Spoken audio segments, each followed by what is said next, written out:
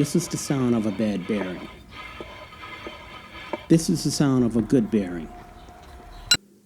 Bearings expire between 80,000 and 100,000 miles. These bearings are over 100,000 miles. Bearings need to be replaced before they fail. A failed bearing could mean your car tire just falling off at any time, even on the interstate.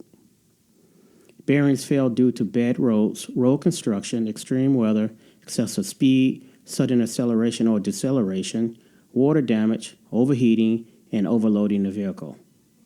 Want to know more? Then watch my video on understanding front-end bearings.